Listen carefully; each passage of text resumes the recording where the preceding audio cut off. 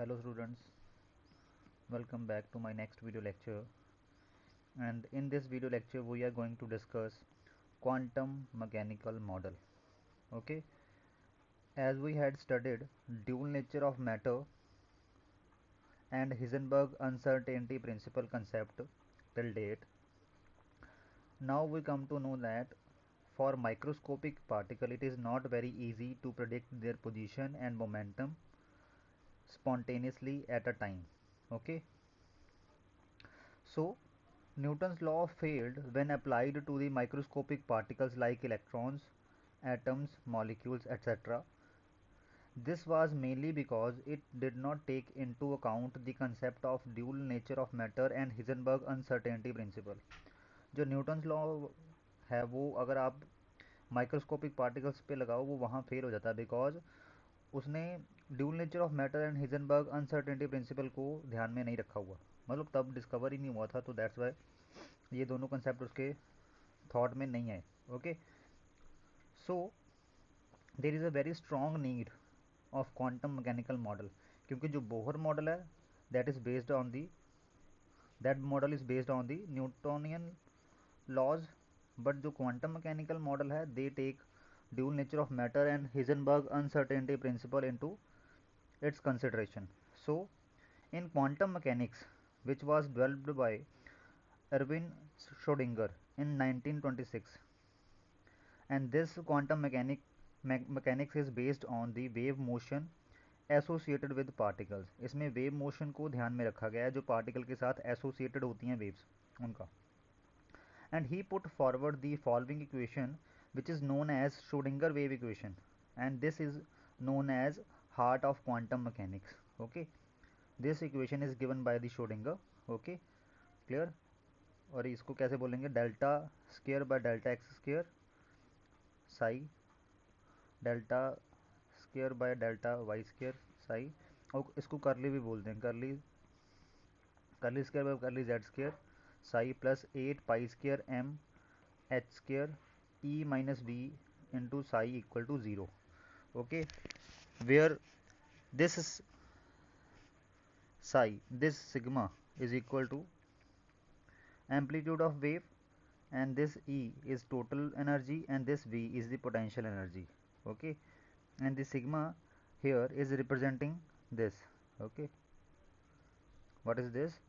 The wave which is associated with the electron, its amplitude is designated by psi. Okay, so this is all about the Schrödinger wave equation.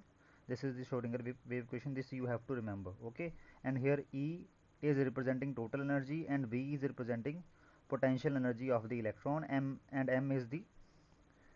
is representing mass of electron if you are talking about electron. If you are not talking about electron, it means the mass is the microscope. M is representing mass of the microscopic particle which you are talking about. Okay, so this is the Schrödinger wave equation, and in short this Schrödinger wave equation is written like this: H cap psi is equal to E psi.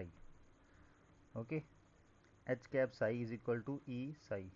Okay, H cap means Hamiltonian operator. H cap is called as the Hamiltonian operator. Okay, clear. ये operators होते हैं quantum mechanics में, हम इनको detail में नहीं पढ़ेंगे, बस अभी आपको इतना रिमेंबर कर लेना है कि h cap is called as the Hamiltonian operator. Okay, and this Hamiltonian operator is also equal to this, and here del, this is called as the del, this symbol is called as the del, and this is del square. Del square is representing this curly square by curly x square plus curly square by curly y square plus curly square by curly z square. Here you have to correct, this is curly z square. Okay, and which is called as the Laplacian operator, and E and psi is the eigen values and eigen functions.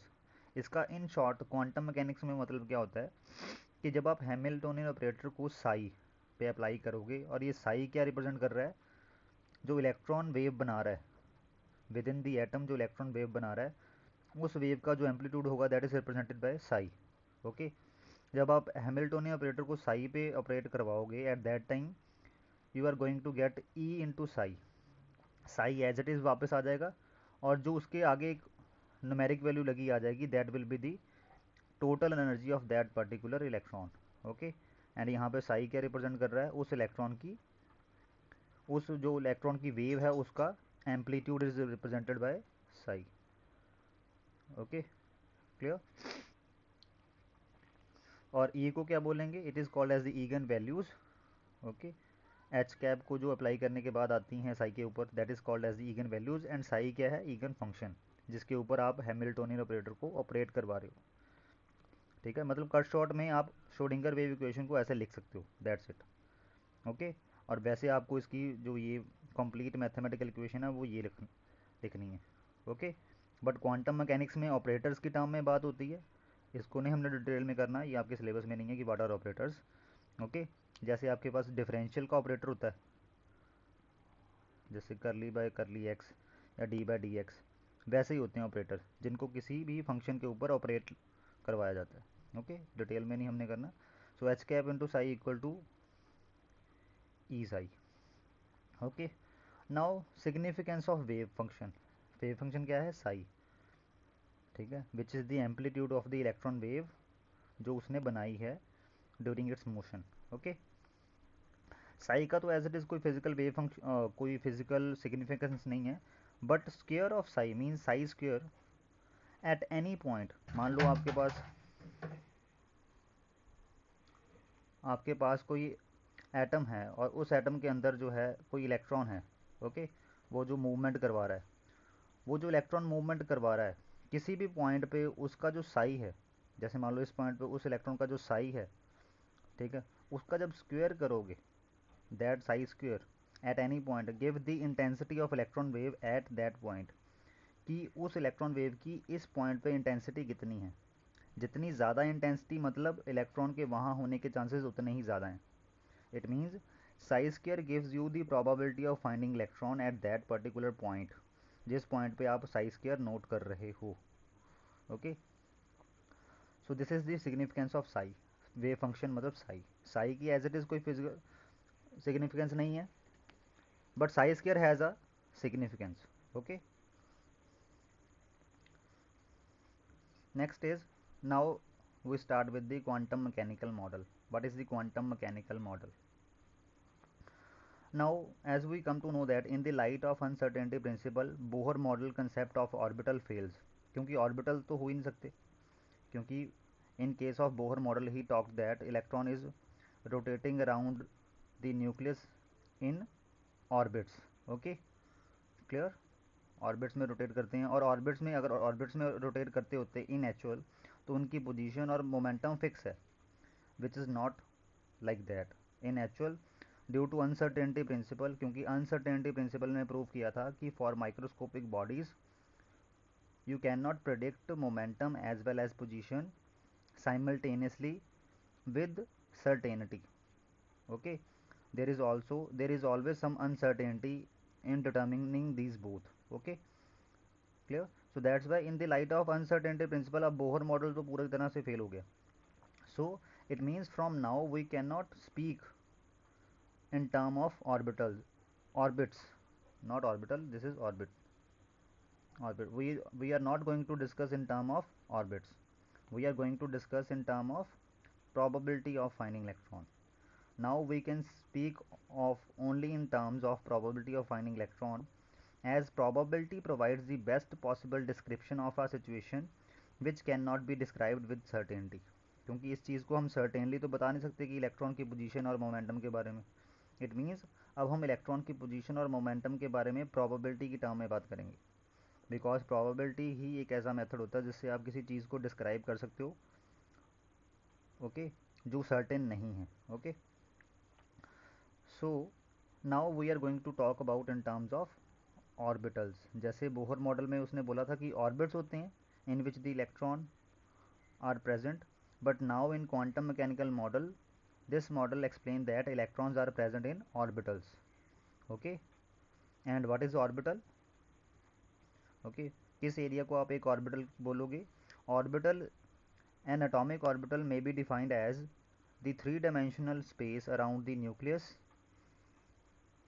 within which the probability of finding electron of given energy is maximum. Okay, आपके पास एक electron है, उसकी कुछ energy है, ठीक। वो वाली space around the nucleus, जिस स्पेस में उस एनर्जी वाले इलेक्ट्रॉन का फाइंड होने की प्रोबेबिलिटी अराउंड 90% है, कि 90% चांसेस हैं कि वो उतने स्पेस के अंदर अंदर ही होगा, that space will be called as the orbitals. Okay, not orbit, sorry, orbital. Orbital कैसे होते हैं, जैसे S orbital, P orbital, D orbital, आने वाले लेक्चर्स में पढ़ेंगे हम। These are the different type of orbitals which can be there. Okay, जैसे कोई इलेक्ट्रॉन है जिसकी एनर्जी इतनी है कि वो एस ऑर्बिटल में होगा, इट मीन्स वो इतने रीजन में होगा, इतने रीजन में उसके होने के चांसेस 90 to 95% होते हैं, कि प्रोबेबिलिटी है कि वो 90 to 95% चांसेस हैं कि वो इसी इतने रीजन में ही होगा। So that's why it is called as one orbital. Okay, clear? We will talk about in term of probability, not with surety. 5% chances उसके अभी भी हैं कि वो इस ऑर्बिटल में ना होकर कहीं बाहर होगा। ओके, बट जिस रीजन में उसके होने के चांसेस 90 to 95% हों, they are that region will be called as the orbital.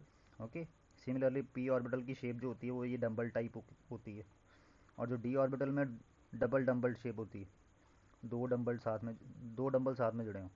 And S orbital is spherical. Okay, इनकी शेप्स हम आगे आने वाले लेक्चर्स में भी पढ़ेंगे, बट थोड़ा बहुत आपके रेफरेंस के लिए ये मैंने ऐड किया है यहाँ पे। Okay, and next is some important features of quantum mechanical model. कुछ important features quantum mechanical model के।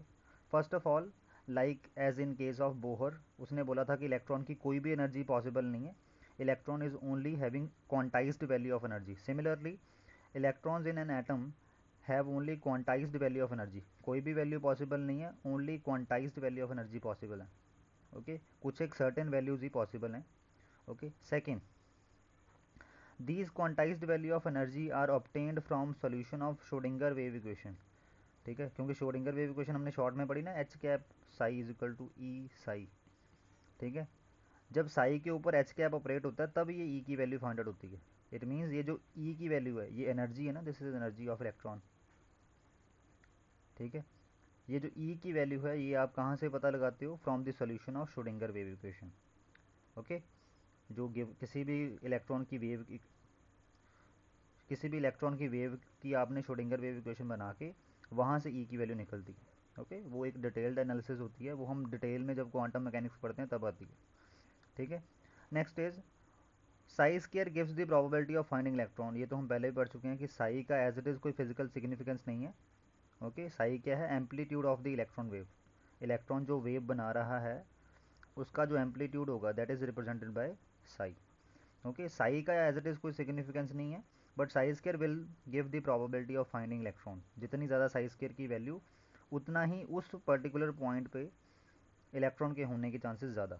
Okay, by finding psi square at different points around the nucleus in an atom, we can predict the region of space around the nucleus within which the probability of finding electron of definite value of energy is maximum, and this space will be called as the orbital। इस ये orbital की definition आ गई कि nucleus के around वो वाला space जिसमें एक पर्टिकुलर एनर्जी वाले इलेक्ट्रॉन की होने की प्रोबेबिलिटी 90 to 95% हो, that space will be called as the orbital. उसको ऑर्बिटल बोलेंगे। ठीक है, याद रखो कि क्वांटम मैकेनिकल मॉडल में ऑर्बिटल की टर्म में बात करी है, क्लियर, और बोहर ने किस टर्म में बात करी थी, ऑर्बिट्स के टर्म में। उसने फिक्स सर्कुलर पास बोले थे जिसमें इलेक्ट्रॉन रिवॉल्व करता है, एंड दो circular paths are called as the orbits, उनको उसने ऑर्बिट बोला था। Okay, and this space around nucleus is called, और this space around the nucleus is called orbital. And fifth point is since an electron have many wave function, किसी electron के लिए कई सारे वेव फंक्शन हो सकते हैं। Okay, clear, depending upon its energy. Okay, since an electron have many wave function therefore there are many atomic orbitals in an atom.